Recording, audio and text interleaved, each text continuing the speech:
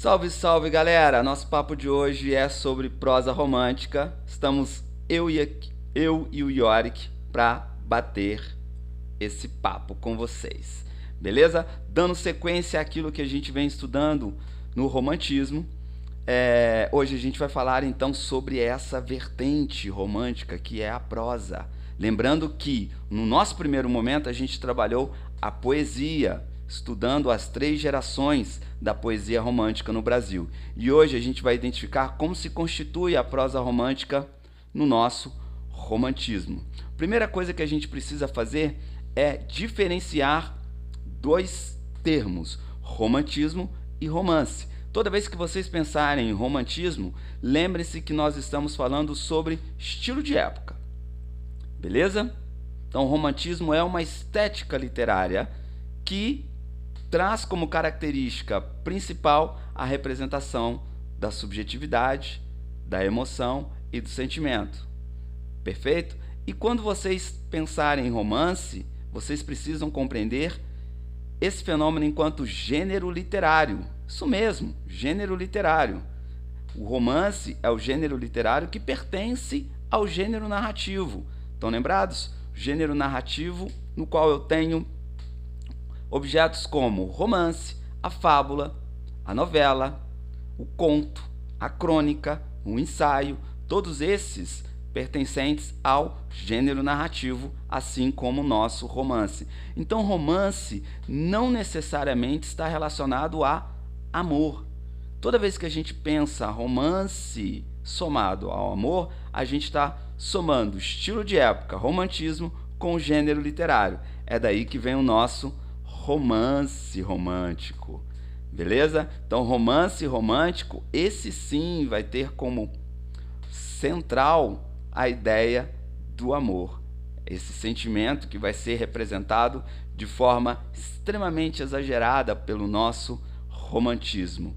Piegas, clichê, beleza? Tudo aquilo que a gente já vem estudando em certa medida lá na poesia. Então, nosso romance romântico é aquele que vai trabalhar o romance enquanto gênero literário dentro do estilo de época, romantismo. Por que é preciso a gente fazer essa diferenciação? Porque o romance nem sempre vai ser um romance romântico. A gente vai ver, por exemplo, que lá no realismo, o romance vai tomar uma outra medida. Eu tenho ali o romance científico. Se vocês pensarem em outras formas de romance também, eu tenho romance policial, eu tenho romance histórico, eu tenho outras formas de representar o romance que não o romance romântico.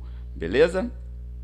Joia, o que vem a ser esse romance romântico? Romance romântico busca responder às exigências do público leitor mediano do fim do século XVIII e início do século XIX. Então, de novo aqui a gente vai retomar algumas características desse contexto histórico. Lembram que eu disse para vocês que a classe burguesa começa a ascender-se naquele momento. E é exatamente esse o público leitor que vai surgir para consumir esse romance romântico. Obviamente, esse romance vai ser adaptado à exigência desse público leitor. Então, tudo aquilo que representa as características da burguesia será representada dentro desse romance romântico. O romance romântico ou romantismo nada mais é do que a representação dos anseios dessa classe burguesa. Então, nosso público leitor aqui é a burguesia. E eu destaco 2 grupos, as mulheres e os jovens estudantes. Exatamente, são esses grupos que irão consumir o romance romântico. Veja bem o que eu estou falando. As mulheres e os estudantes são esses grupos que irão consumir o romance romântico. Então, o romance romântico vai, de certa forma, funcionar como um instrumento pedagógico. Tudo aquilo que será reproduzido será em forma de ensinamento. A moral, a ética e os bons costumes. Tudo isso vai ser trabalhado ali dentro desse modelo de romance.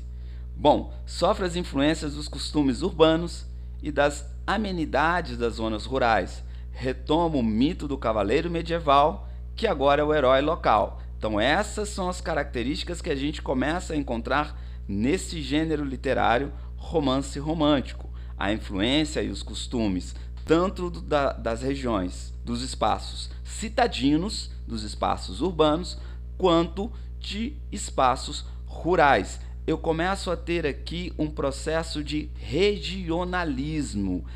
Quem puder, tome nota disso aí no seu caderninho. O romance romântico começa a produzir o que a gente vai chamar de regionalismo.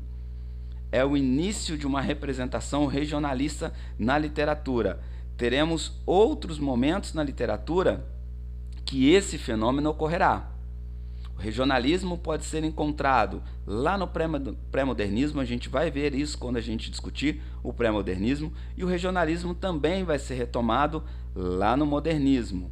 Beleza, galera? Então vamos lá. Aqui no romantismo eu tenho um deslocamento dos centros urbanos e começo a me direcionar para outras regiões do país. Uma outra característica bacana é a retomada do mito do cavaleiro medieval, assim como aconteceu na poesia.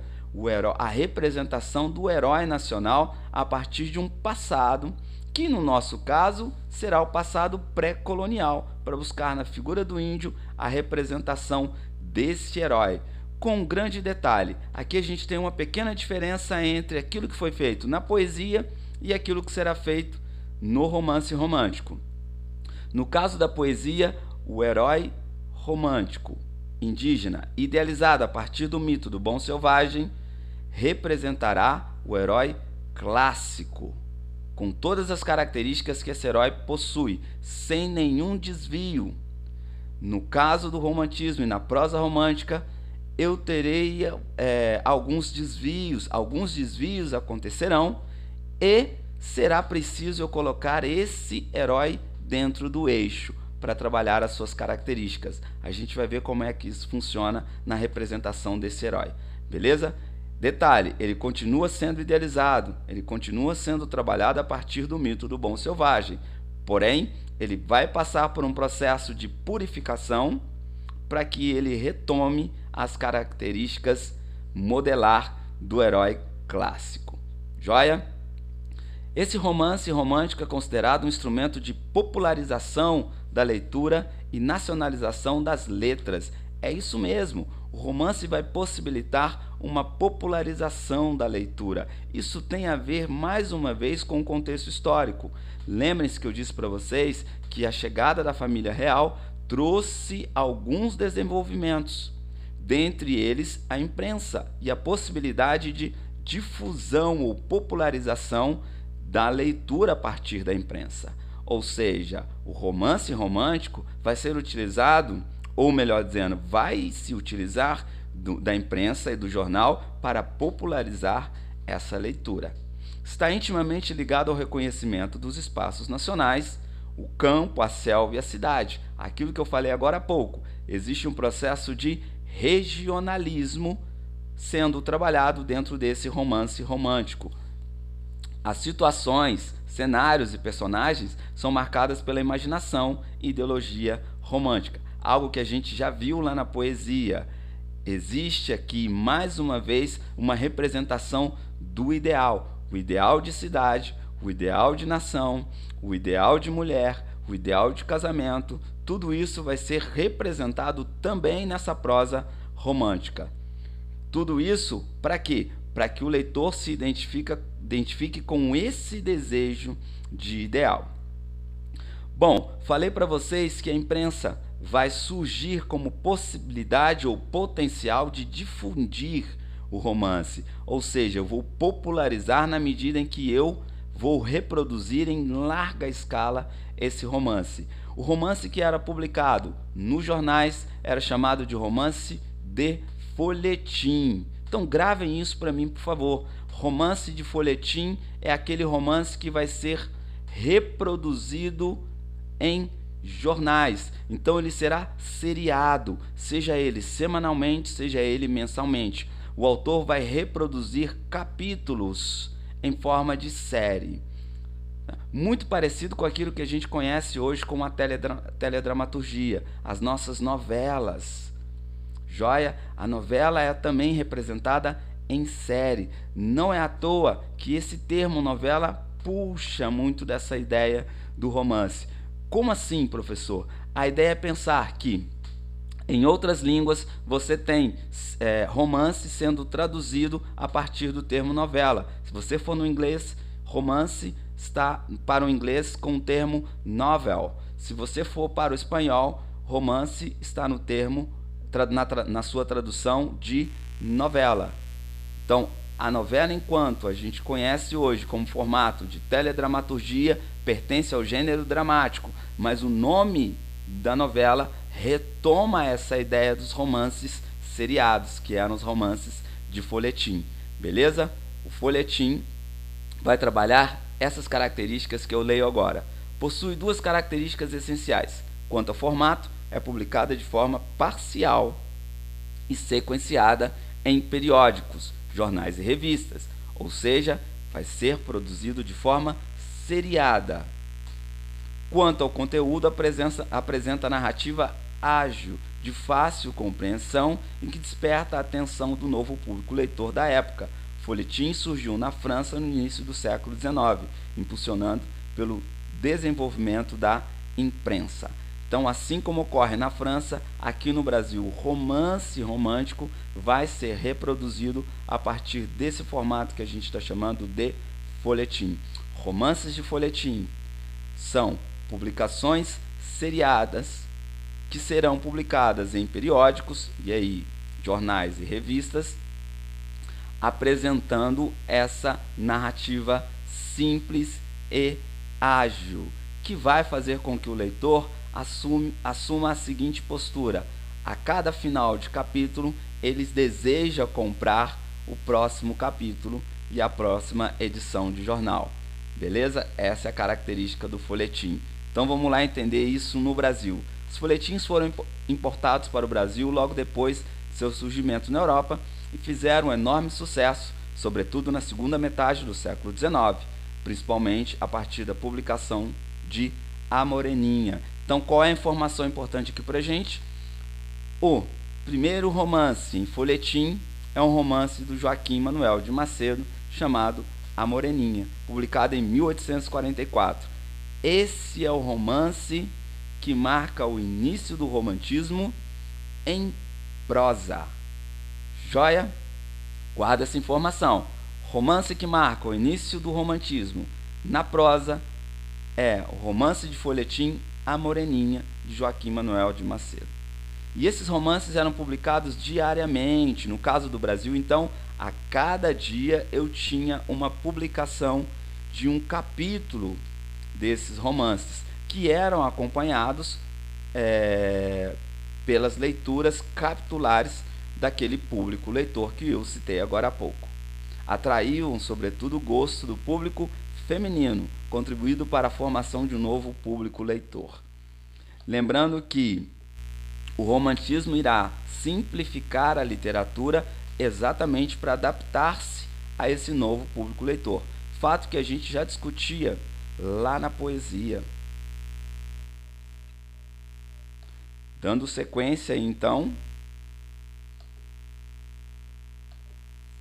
bom, coloco para vocês aqui alguns romances românticos, os principais romances românticos: o Guarani, José de Alencar, Iracema, um dos romances mais importantes da literatura brasileira, também do José de Alencar, o Birajara, José de Alencar, mais uma vez, essas três peças, esses três romances, traz ali uma ideia de romance relacionado ao herói nacional, ao indígena, enquanto construção do herói nacional.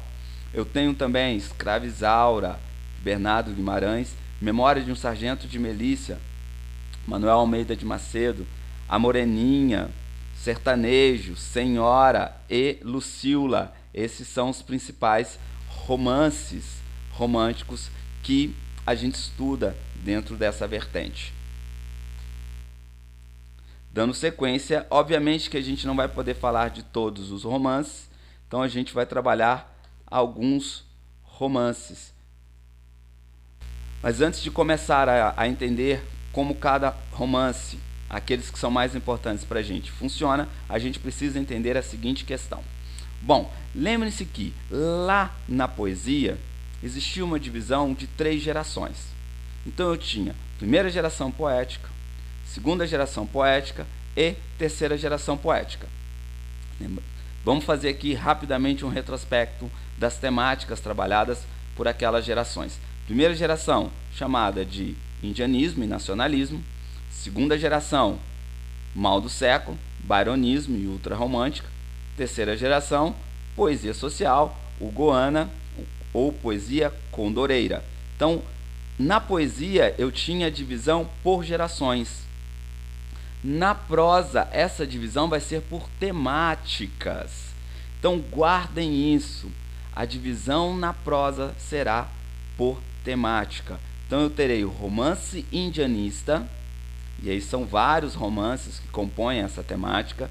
Terei o romance histórico, romance regionalista, romance urbano e romance de costumes. Quais são as vertentes principais aqui? Quais são as vertentes mais cobradas? Romance indianista, romance urbano e romance de costumes. Joia? Então guardem isso, as vertentes mais trabalhadas dentro dessas temáticas enquanto questões, sejam elas em qualquer concurso que cobre literatura, são romance indianista, romance urbano e o romance de costumes. E aqui eu vou chamar a atenção para uma questão que é muito importante. O romance de costumes é um ponto fora da curva em relação às outras temáticas que estão sendo trabalhadas.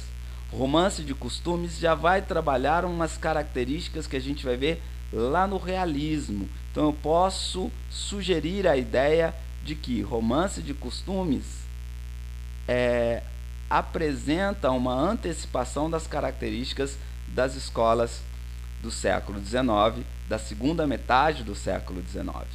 Joia? Vamos lá para as características e para compreender quais são esses romances divididos entre essas temáticas. A gente começa, obviamente, pelo romance indianista.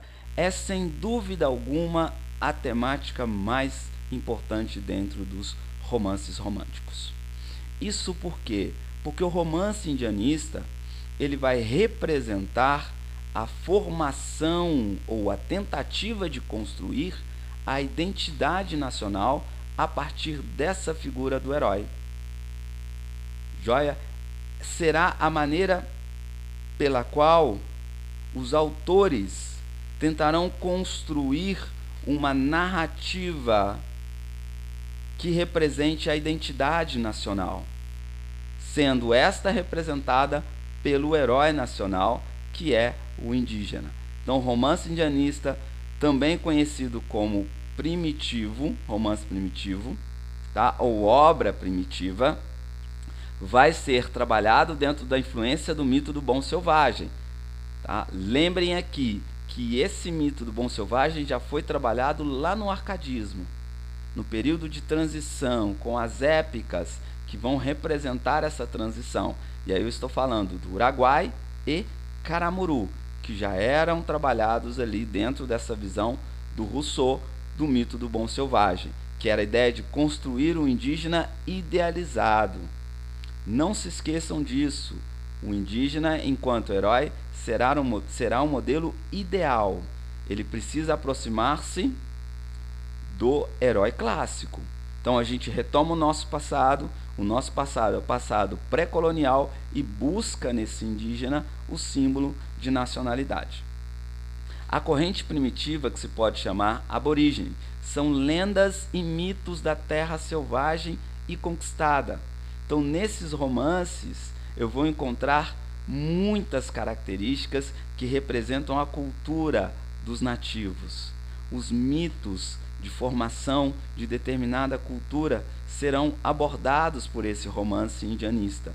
As tradições, o folclore, tudo aquilo que representa a cultura indígena será colocado dentro do romance. Galera, eu já falei sobre isso. Isso é o que a gente chama de colorido local. O colorido local é a possibilidade de eu representar o território ou a cultura a partir de características específicas. Beleza? Então, lendas e mitos da terra selvagem e conquistada são as tradições que embalaram a infância do povo, e ele escutava como filho a quem mãe acalenta no berço com as canções da pátria que abandonou. Ou seja, são representações trabalhadas de geração em geração para formar esse símbolo nacional a partir dessas características representadas por lendas e mitos dos povos da nossa terra.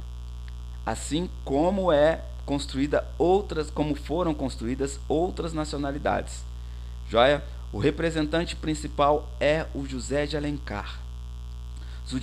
O José de Alencar, desculpem-me, José de Alencar, ele trabalhou todas as vertentes. Então a gente tem obra do José de Alencar no romance indianista, no romance histórico, no romance regionalista e no romance urbano, menos no romance de costumes. E aí, obviamente, porque o romance de costumes é um ponto fora da curva. José de Alencar, sem dúvida alguma, é o principal autor do romantismo na nossa prosa. Destaco aqui dentro do romance indianista 3 obras: o Guarani, o Birajara e Iracema. E é exatamente sobre Iracema que a gente vai falar. E por que Iracema? Porque é a principal obra dentro desse romance indianista. Iracema de José de Alencar vai trabalhar sobre o mito de formação do Ceará. Acabamos de ver que o mito e as lendas fazem parte desse romance indianista. Então, em Iracema, eu irei encontrar o mito de formação do Ceará. Iracema pertence a essa literatura primitiva, cheia de santidade e enlevo para aqueles que veneram na terra pátria a mãe fecunda, alma mater, e não enxergam nela apenas o chão onde pisa. Então, aqui nesse romance, será valorizado todas essas características folclóricas, que misturará aspectos do sagrado e da cultura local. Nesse sentido, eu tenho uma obra carregada de poesia. Anotem isso, por favor. Tomem nota disso. Iracema é uma narrativa poética por conta da sua representação simbólica. Joia? Vamos falar um pouco sobre nossa obra. Antes de começar a contar a história, ao menos minimamente, daquilo que vem a ser o enredo trabalhado em Iracema, retiro para vocês aqui uma fala do próprio José de Alencar sobre o seu livro. Este livro é, pois, um ensaio, ou antes, uma mostra. Verá realizadas nele minhas ideias a respeito da literatura nacional. Então, o que está dizendo José de Alencar? Que aqui, a partir de Iracema, ele vem configurando o que vem a ser a literatura nacional. Posso dizer, então, aqui que o romantismo em prosa, dentro dessa obra, buscou representar a literatura nacional? Claro que pode. Posso ter certeza que isso aconteceu? Nem tanto.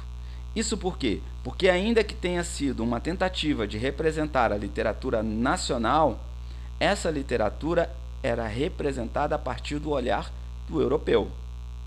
A literatura genuinamente brasileira a gente só vai encontrar lá no modernismo, ainda que tenha existido uma tentativa do José de Alencar de configurar uma literatura brasileira. Então, enquanto algumas características, sim, eu posso entender uma tentativa de construir uma literatura brasileira. Quais foram essas características? A introdução de elementos nacionais, das características das lendas, dos folclores, dessa cultura nativa. Isso representa uma tentativa de construir uma literatura nacional. Entretanto, era uma literatura construída a partir do olhar do europeu. Então, era um olhar de fora para dentro. Beleza? Nele, minhas ideias a respeito da literatura nacional e achará aí poesia inteiramente brasileira, haurida na língua dos selvagens. Então, a tentativa do José de Alencar é de introduzir elementos da cultura dos nativos para fazer essa poesia a partir da língua dos selvagens. Cuidado com o que eu acabei de dizer. O romance romântico Iracema é uma prosa poética. Por que uma prosa poética? Porque carrega características simbólicas. O que eu estou chamando de características simbólicas? Será construída por várias metáforas. A linguagem é uma linguagem carregada de figuração. Então, comparação, metáfora, hipérbole, metonímia, tudo isso vai estar presente dentro dessa obra para compor esse aspecto poético, tá? Beleza? A etimologia dos nomes das diversas localidades e certos modos de dizer tirados da composição das palavras são de cunho original. Então ele vai lá, pega a etimologia da palavra, tá? A origem da palavra, e coloca dentro da obra. Lembrando que essa palavra, na grande maioria das vezes, são termos indígenas. É assim que ele vai compor uma linguagem literária muito associada à cultura local. Então vamos à obra.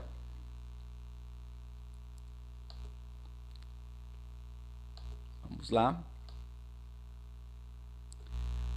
Bom, uma das partes que mais cai em Iracema é essa que eu vou ler aqui para vocês. É uma comparação a partir da descrição da personagem principal. Iracema é a nossa personagem principal no romance. Ela é a indígena representada enquanto heroína. E o texto começa trabalhando, o romance começa apresentando essas características da heroína.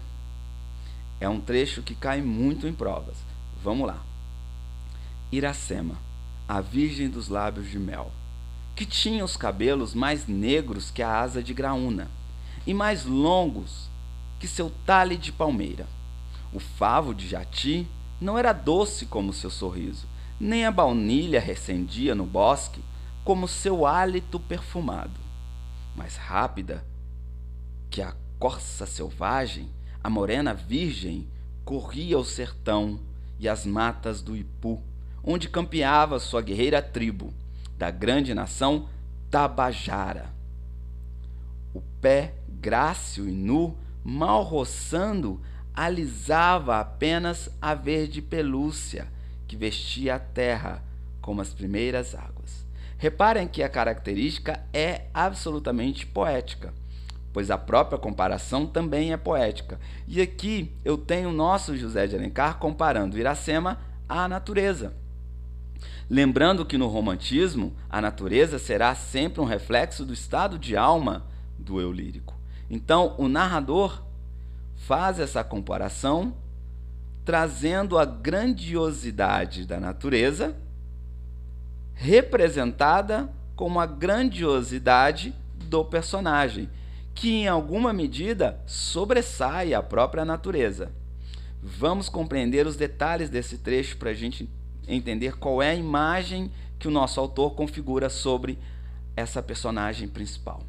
Ele começa dizendo que Iracema, a heroína, é a virgem dos lábios de mel. Notem aqui uma das características principais do romantismo. Ao colocar a Iracema enquanto virgem, o nosso autor idealiza essa indígena. Por que idealiza essa indígena? Porque para os indígenas, a questão da virgindade não era um ideal cultural. Então, por que o nosso autor coloca a virgindade associada à indígena? Porque ela precisa ser comparada ao herói europeu. E a virgindade, para a cultura europeia, é um aspecto importantíssimo, sobretudo porque a base é a cultura cristã.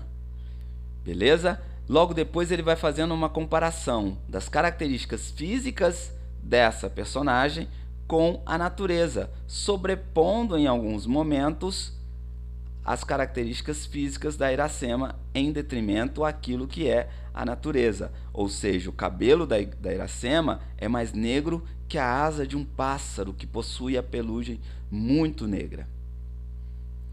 O cabelo da Iracema é mais longo que o talhe de palmeira, que é muito comprido. O sorriso de Iracema é mais doce que o mel da abelha jati. O hálito da Iracema é mais perfumado do que a baunilha. Então, essa figura ela é superior às características positivas que a natureza está sendo trabalhada. Então, eu tenho aqui a descrição dessa personagem enquanto comparação à natureza, sendo, mais uma vez, representada enquanto modelo ideal. Perfeito? Gosto de chamar a atenção para esse aspecto porque é uma das questões mais cobradas dentro do romantismo quando se fala da obra Iracema. E do que trata a obra Iracema? Bom, Iracema pertencente à tribo Tabajara, com uma cultura específica, vai ter como rival a tribo Pitiguara ou Potiguara. Então eu tenho ali uma disputa étnica entre essas tribos indígenas. Em um determinado momento da narrativa, e ao começo da história, Iracema vai sair para a mata, e ela, saindo na mata, se depara com um vulto. Ao perceber esse vulto, ela pega o seu arco e flecha e solta a flecha, acreditando que estava atingindo um veado campeiro. Quando ela vai ao encontro daquilo que ela atingiu, ela encontra caído no chão um jovem que vai formar o par romântico de Iracema, que é Martim. Quem é Martim? Que personagem é esse Martim? Martim é o guerreiro europeu. Martim é o guerreiro europeu que se associa à tribo rival de Iracema. Então Martim, ao chegar no continente, ao chegar no Brasil, ao chegar então nesse período da descoberta, ele se associa à tribo rival de Iracema. E nesse momento em que Iracema atinge uma flecha em Martim, ela vai se encantar por esse guerreiro. Como é que a gente sabe que a gente está falando de um guerreiro? O nome Martim faz referência ao deus Marte, que é o deus da guerra. Lembrando que o próprio José de Alencar falou que os nomes terão funções dentro da obra. Então Martim vai representar esse deus Marte, que é o deus da guerra, que se associa à tribo rival de Iracema. Tudo é muito simbólico na obra. O arco e flecha vai representar a noção de Cupido, ou seja, a paixão vai estar sendo colocada ali enquanto elemento simbólico.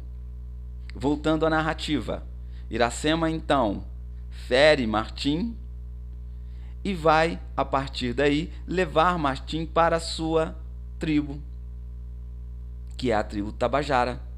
Ao chegar na sua tribo, Iracema vai cuidar desse guerreiro.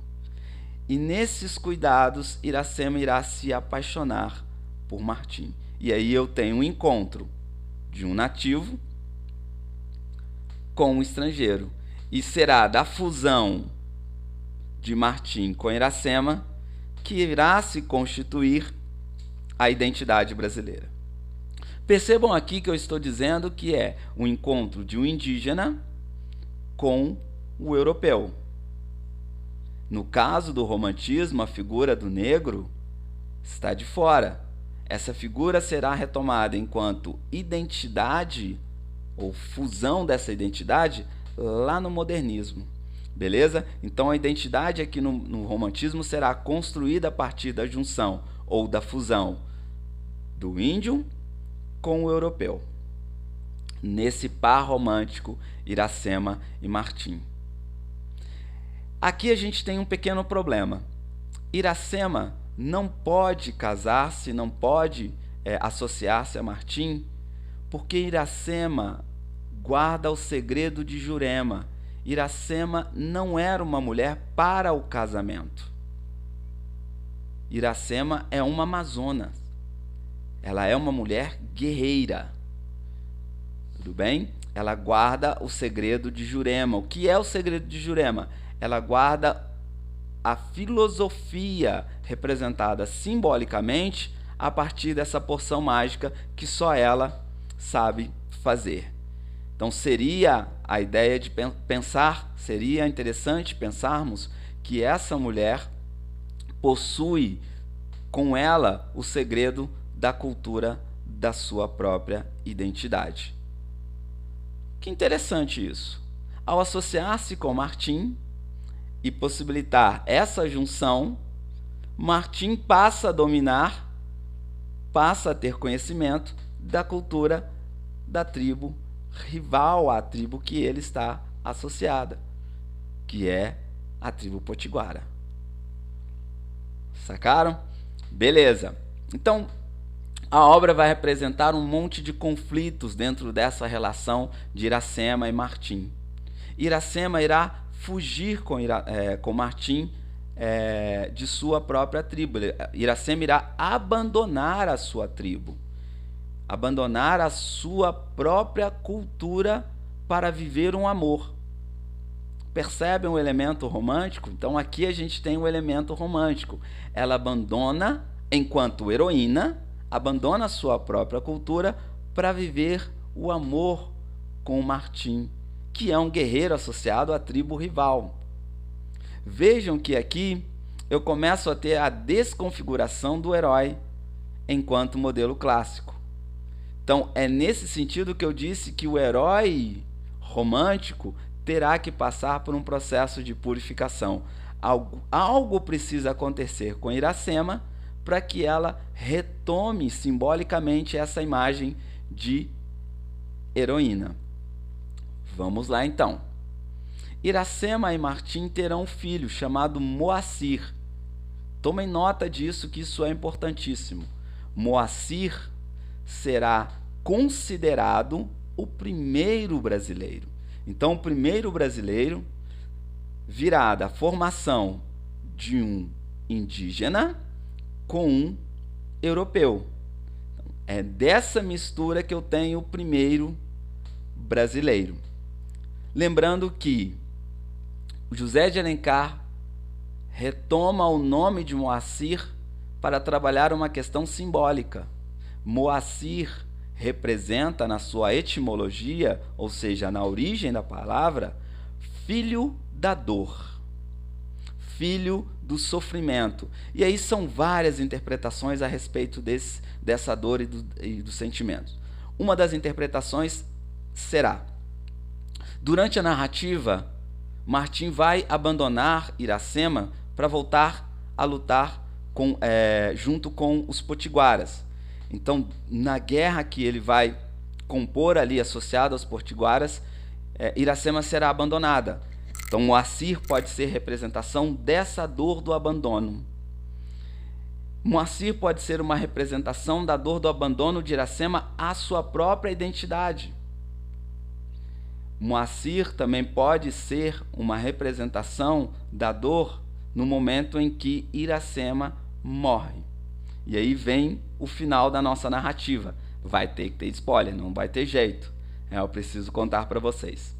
Bom, no momento em que Martim volta para encontrar-se com Iracema, Iracema tinha dado à luz ao seu filho Moacir e Iracema entrega ao seu filho a Martim, e após entregar o filho a Martim, Iracema morre. Essa morte será o processo de purificação da heroína. Ou seja, Iracema terá que morrer para retomar a postura de heroína. Todas as heroínas trabalhadas no romance romântico passarão por um processo de purificação. Esse processo é o que vai garantir a retomada de uma posição enquanto herói clássico. Então, ao morrer, Iracema figurará de novo enquanto heroína. E Martim pega então Moacir e leva para a Europa. Então, esse é o final da nossa obra. E esse final é carregado de simbologia. Não disse para vocês que Iracema representa o mito de formação do estado do Ceará? Então vamos entender quais são as características dessa formação proposta por José de Alencar. Eu tenho aqui uma metonímia da formação do Brasil. Daqui a pouco vocês vão entender o que é metonímia dessa formação do Brasil. Vamos lá compreender um pouco mais sobre esse romance para entender esse mito de formação. No local onde Iracema foi enterrada, cresceu um coqueiro, no qual a jandaia é uma ave, é essa ave que está aí na tela para vocês, no qual a jandaia vinha cantar. Por isso a terra passou a se chamar Ceará, que significa o canto da jandaia. Então, na etimologia indígena, Ceará significa canto da jandaia. Tudo é simbólico em Iracema, começar pela linguagem. Ainda que seja um romance narrado em terceira pessoa, pode ser considerado uma prosa de caráter poético pela alta carga de lirismo. Falei sobre isso. Pelas inúmeras figuras de linguagem e pela escolha e organização lexical. Reparem o seguinte comigo. Então, no local onde vai ser enterrado Iracema, nasce um coqueiro. Naquele coqueiro, a jandaia passa a cantar. E a jandaia representa o estado do Ceará. A linguagem Ceará está ligado a esse pássaro. E aí eu gostaria que vocês reparassem as cores desse pássaro. Amarelo, verde, e se levantarmos as asas, encontraremos o azul, que fazem parte das cores que marcam a bandeira do Brasil. Então, nesse caso, eu tenho ali uma associação clara a esse elemento simbólico. Então, eu já tenho aqui uma ideia do que seria Ceará, representando metonimicamente o próprio Brasil. Uma outra carga simbólica trabalhada dentro dessa representação é o próprio nome Iracema. A palavra Iracema é anagrama, ou seja, das letras dessa palavra, eu configuro uma outra. Então, Iracema é anagrama da palavra América, como está aí para vocês no slide.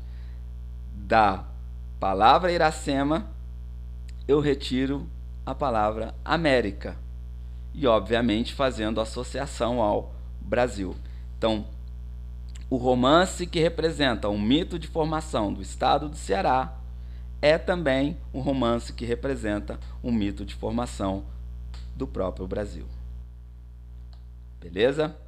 Então essa é a nossa principal obra dentro do romance indianista.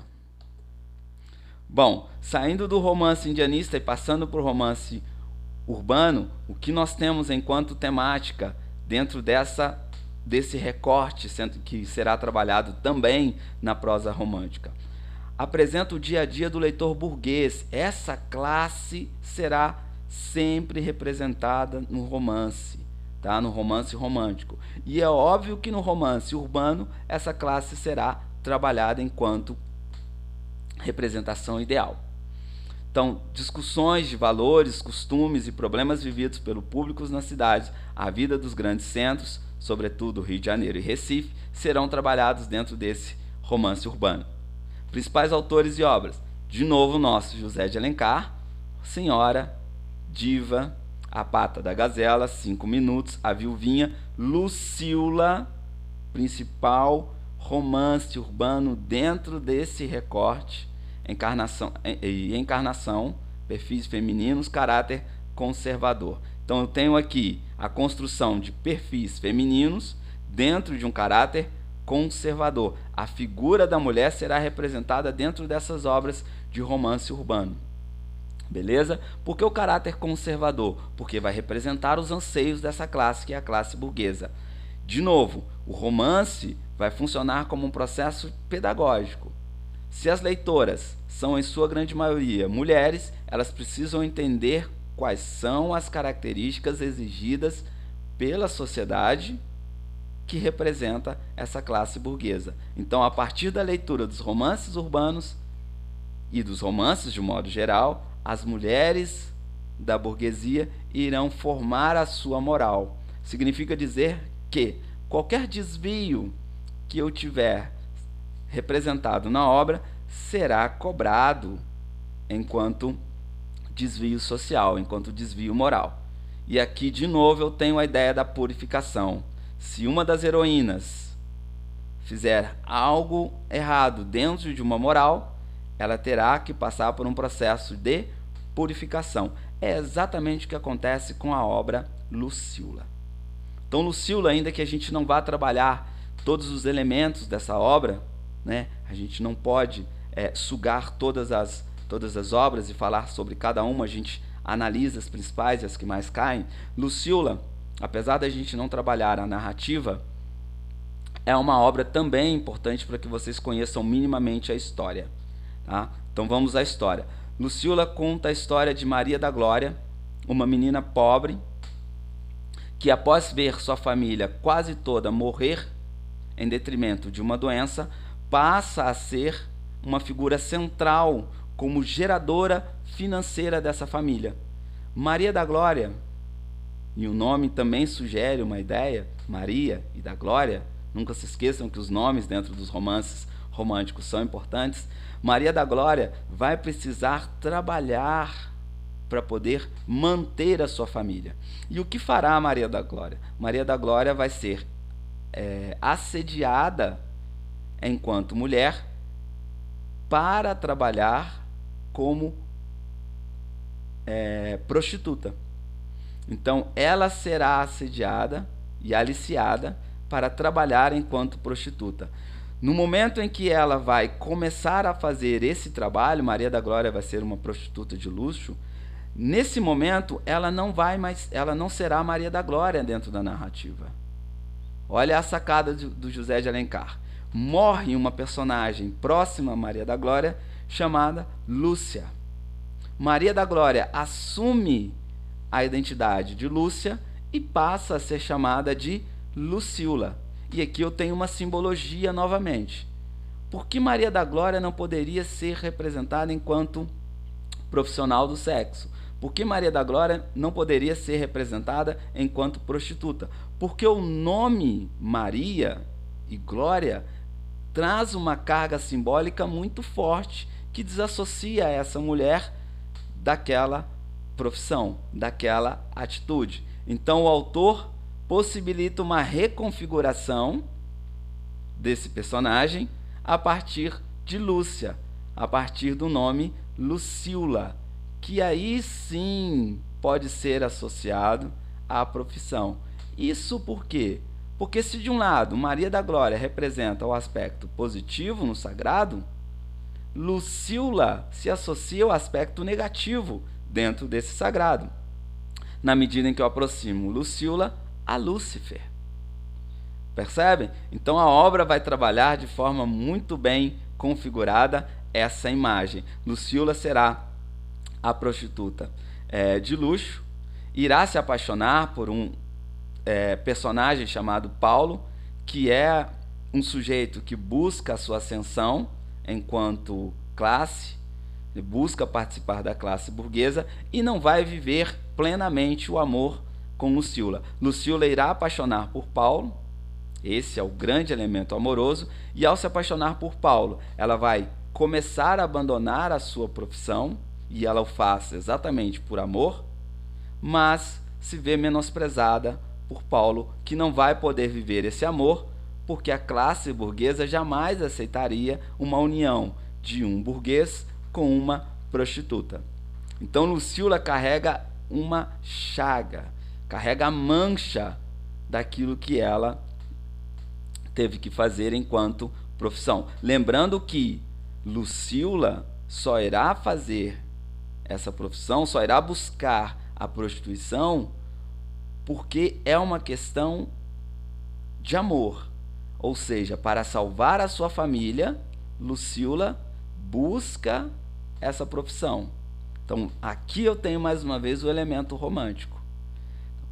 Resumindo, Lucíula não vai conseguir casar-se com Paulo, mas ela engravidará de Paulo. No momento em que ela percebe que ela jamais terá esse amor, ela resolve fazer um aborto, resolve terminar aquela gravidez. E é exatamente por complicações nesse fim da gravidez que Lucíula vai morrer. Ao morrer, Lucíula passa por um processo de purificação e volta a ser, na narrativa, simbolicamente, Maria da Glória. Então, como eu disse para vocês, as personagens que possuem um desvio moral terão que passar por um processo de purificação. Joia? Essas são as características dos perfis femininos, né? Trabalhando esse caráter conservador representado pela classe burguesa. Bom, então esses são os romances urbanos. E aí trago aqui para vocês Manuel Antônio de Almeida com Memórias de Sargento de Milícia dentro do romance urbano. Só que aqui a gente precisa lembrar que existe um romance, uma temática que foge das características centrais das temáticas românticas, que é o romance de costumes. E é exatamente Memórias de um Sargento de Milícia que vai trabalhar essa fuga das características. Então, apesar de ser associado ao romance urbano, ele tem um recorte que a gente costuma chamar de romance de costumes.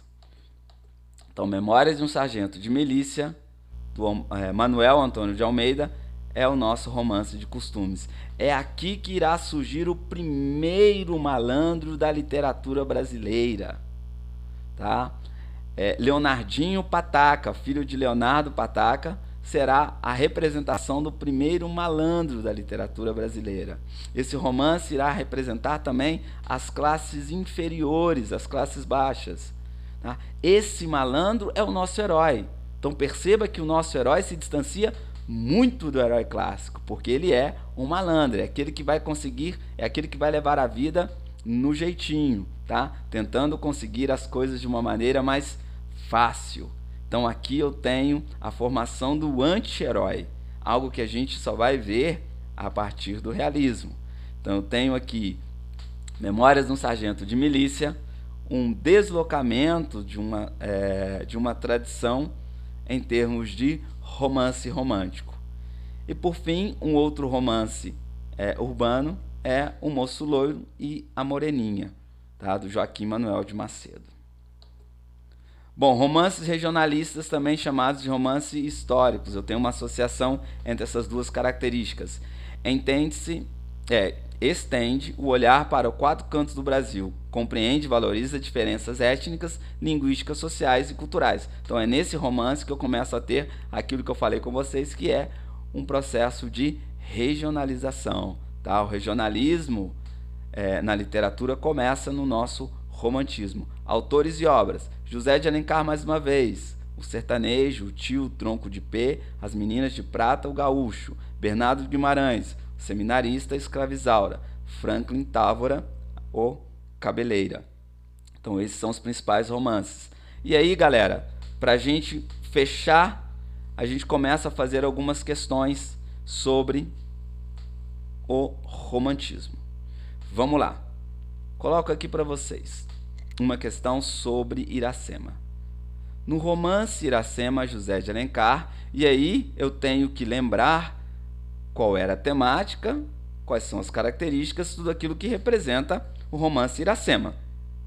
Então, apesar de vocês não terem a construção de toda a temática que foi trabalhada, dentro daquilo que a gente discutiu, é possível fazer qualquer questão sobre Iracema.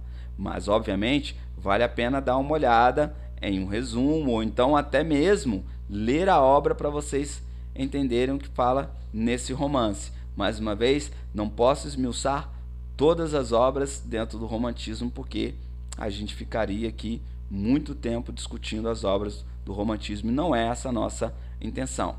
Tá? A nossa intenção é que vocês conheçam as características gerais e as principais obras e os principais temas dentro dessas obras, para que vocês consigam resolver essas questões. Beleza? Vamos lá então. No romance Iracema, José de Alencar A. desenvolve, na linha mesma do enredo, valores éticos e estéticos próprios da sociedade burguesa europeia. B. busca fungir no mesmo código as imagens de um lirismo romântico e alguns modos de nomeação e construção da língua tupi. C. defende a superioridade da cultura indígena sobre a cultura europeia, tal qual demonstra no desfecho desse romance idealizante. B. faz confluírem no plano lendário e no plano histórico o primeiro representado por Martim, plano lendário, e o segundo representado por Iracema, plano histórico. Dispõe-se a desenvolver a história de uma virgem que, ressentindo ao colonizador, representa o poder da natureza indomável. Então aí, 10 segundos para que vocês consigam responder.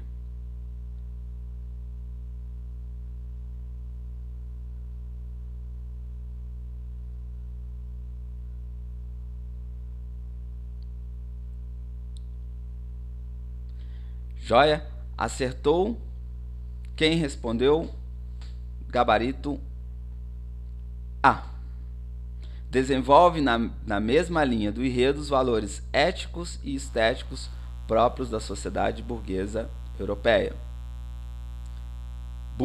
Letra B. Busca fundir no mesmo código as imagens de um lirismo romântico e alguns modos de nomeação e construção da língua tupi. Desculpem, não é a alternativa errada que a gente está procurando, é a alternativa correta. Então, retomo aqui. Acertou quem marcou a letra B e não a A, porque a A está incorreta. Beleza? Vamos lá. Por que a letra A está incorreta? Desenvolve na mesma linha do enredo valores éticos e estéticos próprios da sociedade burguesa europeia. Apesar de eu ter um olhar europeu sobre o Brasil, lembrem-se que aqui eu começo a ter, sobretudo nos valores estéticos, ou seja, nas características estéticas da obra, uma valorização do território brasileiro. É aquilo que a gente chama de cor local. Beleza? Então eu vou ter representada na obra de Iracema as características indígenas, do folclore indígena, da cultura indígena de um modo geral, das lendas, tudo aquilo que representa a cultura indígena. Beleza? Então por isso não estaria correto. Vamos para a letra C, e a letra B a gente deixa ali para analisar por último. Defende a superioridade da cultura indígena sobre a europeia. Bom, a gente não vê isso na obra na medida em que Iracema, que é a virgem dos lábios de mel, possui essa característica de virgindade exatamente porque será o europeu que dominará essa cultura. Então eu não tenho aqui a superioridade da cultura indígena sobre a cultura europeia. D. Faz confluírem, ou seja, misturam no plano lendário e no plano histórico, o primeiro representado por Martim e o segundo representado por Iracema. Vejam que as lendas serão representadas pelos indígenas e não por Martim, que é o guerreiro europeu. Então, nesse sentido, no plano lendário, o plano lendário teria que ser associado a Iracema. é ela que representa ali a figura de herói que trabalha o mito de formação do Ceará. Então, letra D também estaria errado. Letra E. Dispõe-se a desenvolver a história de uma virgem, até aqui tudo bem, que, ressentindo ao colonizador, representa o poder da natureza indomável. É exatamente o contrário. A natureza será domada pelo colonizador e Iracema carrega a noção de virgindade exatamente para configurar simbolicamente essa dominação. Então, para a gente, a única possibilidade seria busca fundir no mesmo código, ou seja, dentro da literatura, as imagens de um lirismo romântico, perfeito, a ideia do que vem a ser o romantismo enquanto poesia, e a gente falou o tempo inteiro disso, que existe ali uma intenção do autor de colocar esse lirismo, esse aspecto poético na obra, e alguns modos de nomeação e construção da língua tupi, ou seja, da língua indígena. E é exatamente isso que José de Alencar irá fazer. Trazer elementos da língua indígena, sobretudo as nomeações associadas a essa poesia que o romance carrega. Então, o gabarito correto seria a letra B. Bom, mais uma questão. Fazendo um paralelo entre romantismo e arcadismo, podemos concluir que, olha que legal, aqui a questão está trabalhando características do arcadismo e características do romantismo, e perguntando como é possível, ao fazer um paralelo, entender esses dois fenômenos. Vamos lá. A. O arcadismo prenuncia o romantismo, porque já apresenta a ruptura radical com os cânones literários clássicos. O arcadismo antecede o romantismo na evasão da realidade pelo sonho, pela fantasia, pelo orgulho nas profundezas do eu, pelo mergulho nas profundezas do eu. O romantismo prolonga aspectos do arcadismo na idealização da natureza, da mulher e do amor. Letra D. O romantismo dá continuidade ao arcadismo na atração pelos conflitos entre alma e matéria. Letra E. O arcadismo e o romantismo perseguem o ideal de expressão livre de esquemas pré-estabelecidos. Então vamos analisar uma por uma, mas antes de analisá-las, 10 segundinhos para vocês pensarem na alternativa.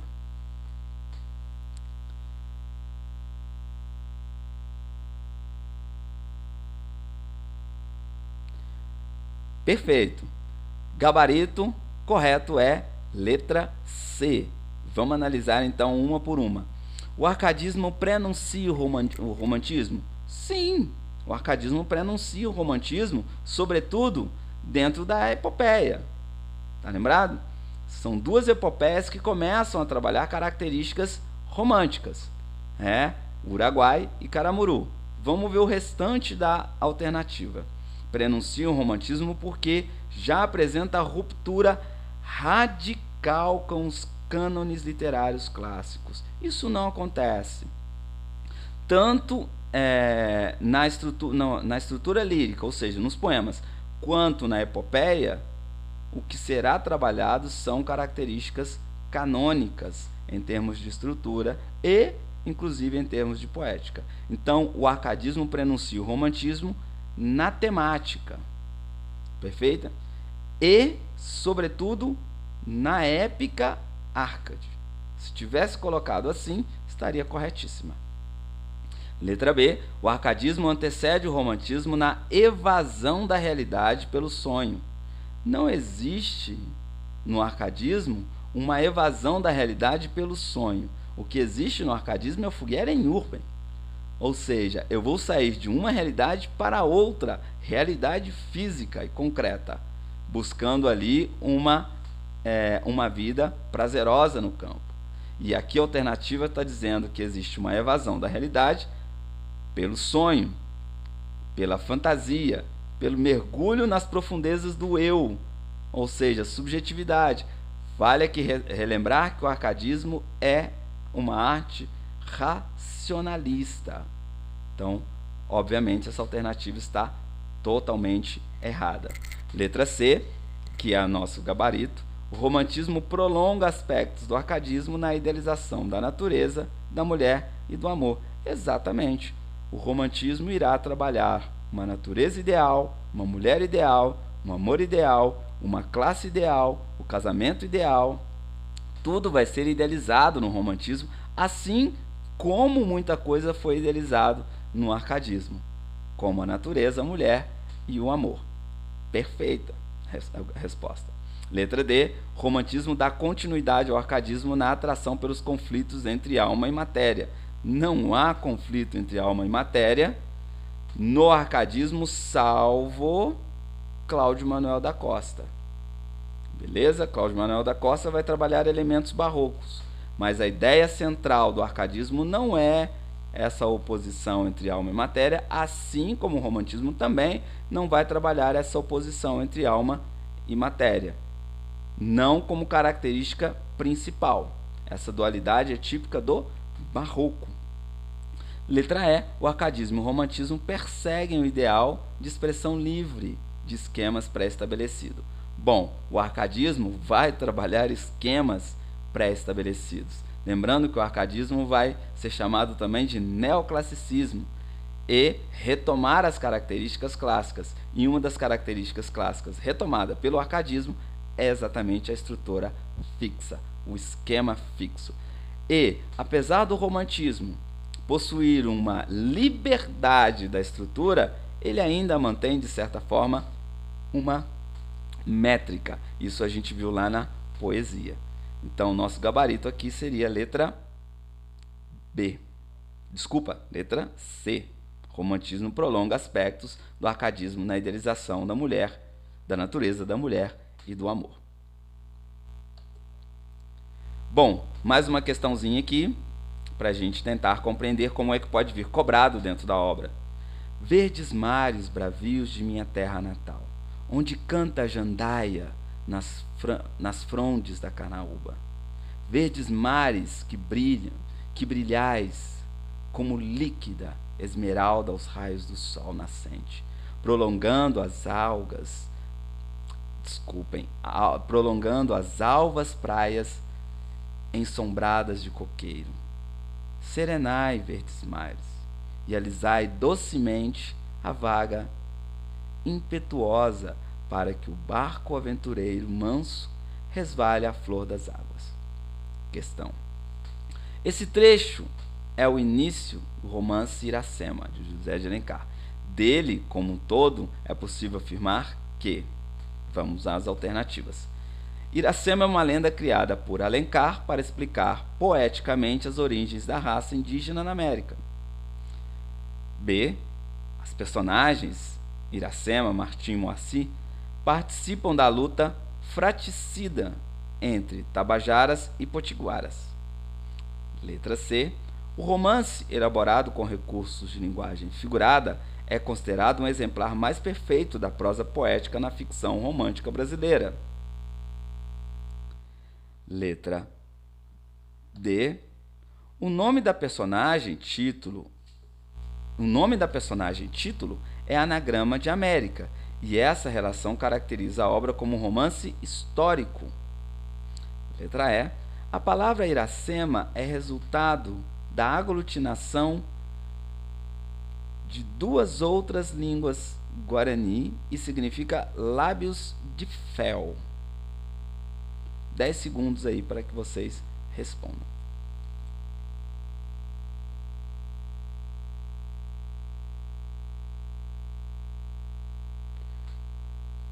Marcou corretamente quem marcou a letra C. Vamos lá entender então por que será a C. Vamos eliminando.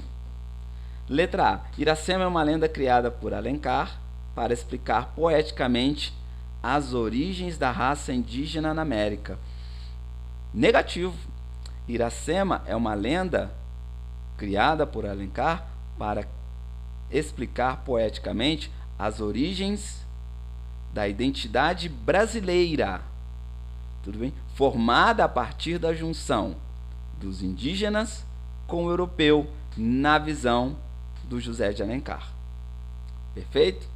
Então não é para falar das origens das raças indígenas na América, e sim da identidade brasileira ou da formação do Brasil, metonimicamente representada a partir do mito da formação do Ceará, e essa junção de identidades europeias e nativas. B. As personagens Iracema, Martim e Moacir participam da luta fratricida entre Tabajaras e os potiguaras. Bom, quem participa da luta entre Tabajaras e potiguaras, diretamente entre essas lutas, seria Martim.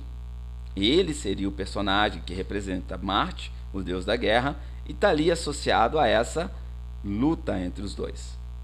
Só que Iracema, então, não está, apesar de ser da tribo Tabajara, não está associada diretamente à luta dessas duas tribos. Moacir, filho da dor, que é o filho de Iracema e Martim, também não representa simbolicamente essa disputa entre Tabajaras e potiguaras. E aqui a gente tem um outro detalhe importante. O termo fratricida significa uma luta entre irmãos. Tudo bem? Essa é a ideia. E não existe no romance essa luta ou essa ideia de luta entre irmãos. Joia? Então também não poderia ser a letra B. Letra C. O romance, elaborado com recursos de linguagem figurada, é considerado o exemplar mais perfeito da prosa poética na ficção romântica brasileira. Exatamente. É considerado, dentro do romance romântico, ou seja, o romance do romantismo, a obra exemplar enquanto prosa poética, por tudo aquilo que a gente já analisou. O nome da personagem título é Anagrama de América, correto, e essa relação caracteriza a obra como um romance histórico. Errado, é um romance indianista. Em termos de temática, é um romance indianista. E aí, por fim, Iracema não faz referência dentro da linguagem guarani, a ideia de lábios de fel. Tudo bem? Mesmo porque o termo seria lábios de mel. Enfim, então também tem uma questão equivocada aí. Bom, partindo aqui para mais uma questão, relacione a frase da direita com o nome da obra à esquerda e a seguir assinale a alternativa que contém, de cima para baixo, a sequência correta dos números. Bom, eu não preciso saber efetivamente cada um dos conteúdos em termos de temática de cada obra, mas eu posso aqui sugerir o que vem a ser cada temática. Ou então, aquela velha sacada, eliminação. Galera, quando vocês não têm certeza, não se lembram das características apresentadas, vocês vão fazendo por eliminação. Vamos lá. Desenvolve um enredo de tal maneira a condenar o casamento de conveniência. Bom, se vocês não lembram de nenhuma desses romances enquanto história que vai falar sobre esse casamento de conveniência, vocês deixam em aberto. B. Observa-se nesse romance uma atitude romântica de se eleger a prostituta como centro da narrativa, procurando justificar suas dores e compreendendo o tipo de vida que levava. Opa! Aqui vocês sabem que é a Lucila.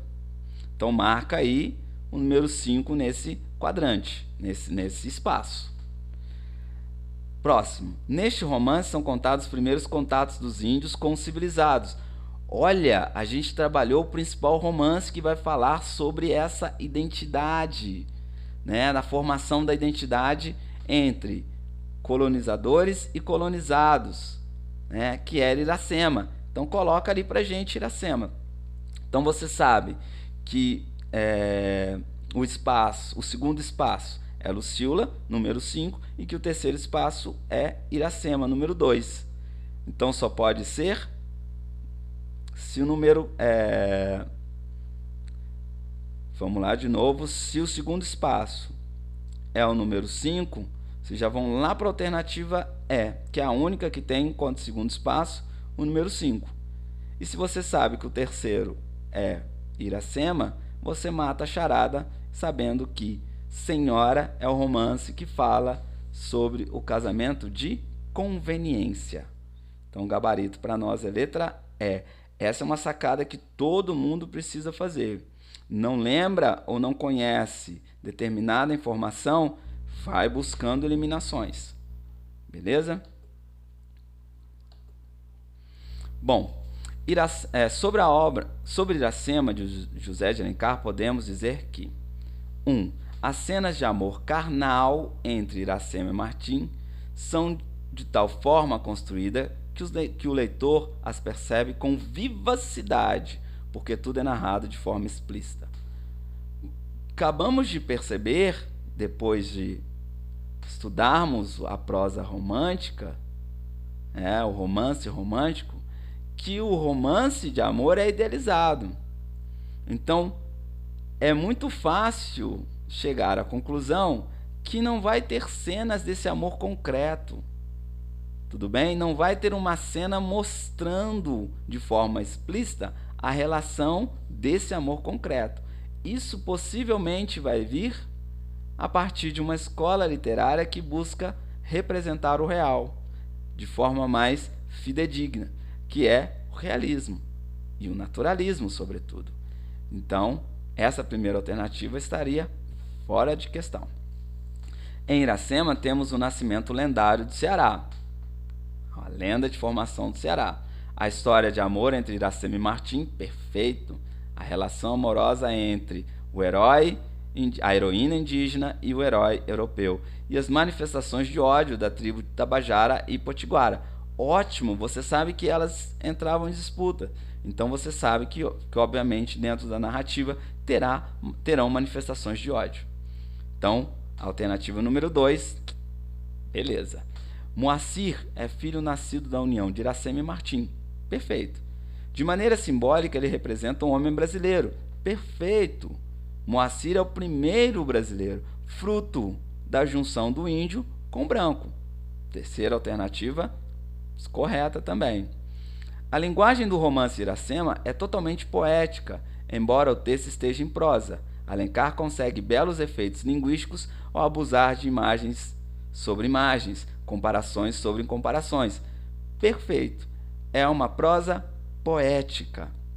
Então, para mim, estão corretas a 2, a 3 e a 4. Gabarito letra C.